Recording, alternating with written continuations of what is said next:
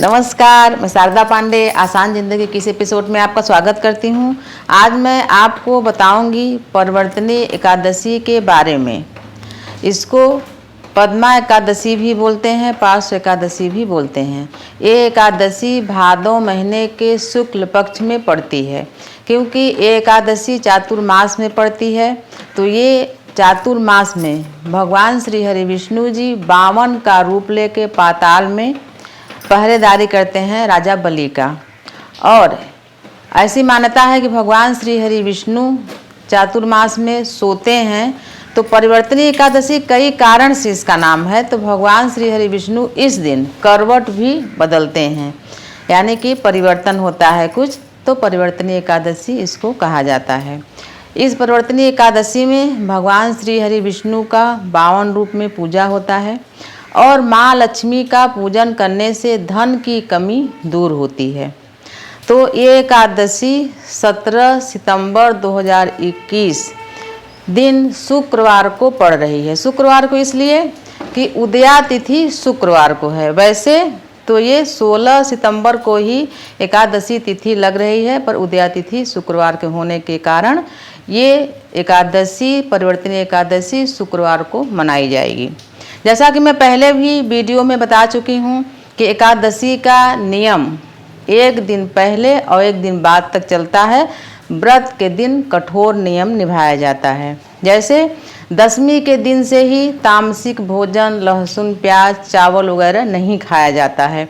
और विशेषकर सूर्य डूबने से पहले, जैसे कल व्रत रहना है तो सूर्य डूबने से पहले ही भोजन कर लिया जाता है, पर्याप्त पानी पी लिया जाता है।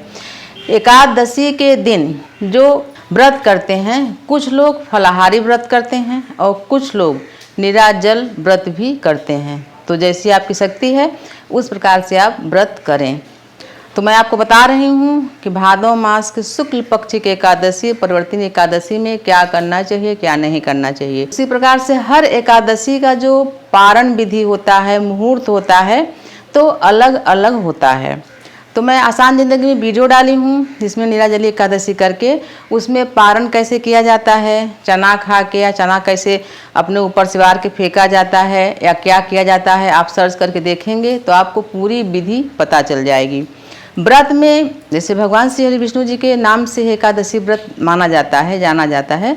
तो व्रत में जैसे कमजोरी आती है तो लोग पूरी रात जागरण नहीं कर पाते, लेकिन जागरण का भी काफ़ी महत्व है। गाय के घी का दीप जला के जागरण भी किया जाता है। जैसे पूरी रात आप जागरण ना कर सकें तो 12 से 1 बजे तक जागरण जरूर करें। भजन कीर्तन करें, विष्णु पुराण का पाठ, विष्णु सहस्त्र नाम, ये सब का पाठ भी करें, भजन भी करें, कीर्तन भी करें। तो मैं आपको बता रही हूँ कि परिवर्तनीय एकादशी में क्या करें क्या ना करें। इसका उल्लेख महाभारत में भी है। भगवान श्री कृष्ण युधिष्ठिर और अर्जुन से भी इस एकादशी के फल के बारे में, व्रत के बारे में बताते हैं। जब युधिष्ठिर भगवान श्री कृष्ण से पूछते हैं तो बहुत ही धैर्य से, इत्मीनान से भगवान श्री कृष्ण युधिष्ठिर जी से सभी व्रतों के बारे में बताते हैं।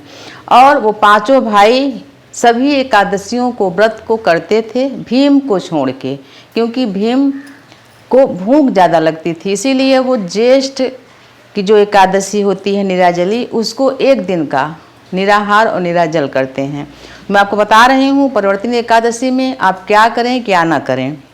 उसी तरह से जब आप व्रत पूरा कर लेते हैं, व्रत बहुत लोगों की मान्यता रहती है कि शाम को व्रत पूरा हो जाता है, कोई कोई भोजन कर लेते हैं, ऐसा कुछ नहीं होता है। व्रत 24 घंटा का होता है। सुबह स्नान वगैरह करके शुद्ध वस्त्र पहन के ब्राह्मण को या गरीब को दान निकाल के उसके बाद ही पारण किया जाता है।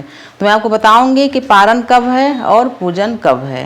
तो सूर्य जब अपनी राशि से दूसरी राशि में जाते हैं तो उसको संक्रांति बोलते हैं। इस बार की जो एकादशी है परिवर्तनीय एकादशी, वो कन्या संक्रांति के नाम से जानी जा रही है।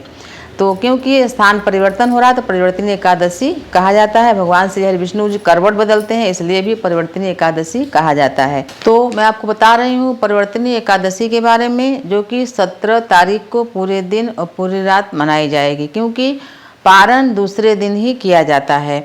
तो पारण आपको करना है 18 तारीख को सुबह 6:07 से पारण मुहूर्त शुरू हो जाएगा, जो कि 6:54 तक रहेगा। इस अवधि में अगर आप पारण कर लेते हैं तो ठीक है, नहीं तो इसके बाद भी आप नहा धो के दान वगैरह निकाल के पारण कर सकते हैं।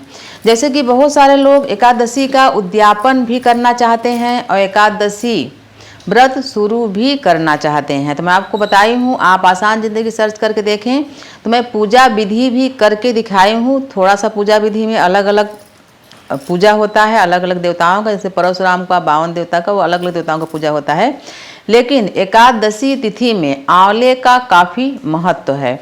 आंवला इस दिन भगवान श्री हरि विष्णु को चढ़ा के दान करना स्वर्ण दान करने के बराबर होता है। आंवले के पत्तियों से जो भगवान को सजाते हैं, मंडप वगैरह उसको सजाएं, कलश में लगाएं, ये काफ़ी शुभ माना जाता है। तो मैं आपको बता रही हूँ, उत्पन्ना एकादशी से व्रत शुरू किया जाता है।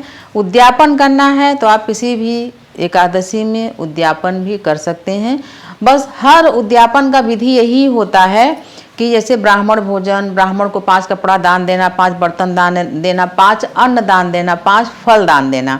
बहुत सारे लोग बोलते हैं कि हम प्रदेश में हैं या विदेश में हैं या ऐसे जगह हैं जहां पंडित को बुला के विधिवत उद्यापन नहीं कर सकते। मैं उनको बोलती हूं कि आप सभी चीज़ें मंगा लें, पूजा जो आसान ज़िंदगी में डला है उसको देख लें, कर लें, और सभी चीज़ें जाके आप मंदिर में भी दान करके पूर्ण फल प्राप्त कर सकते हैं।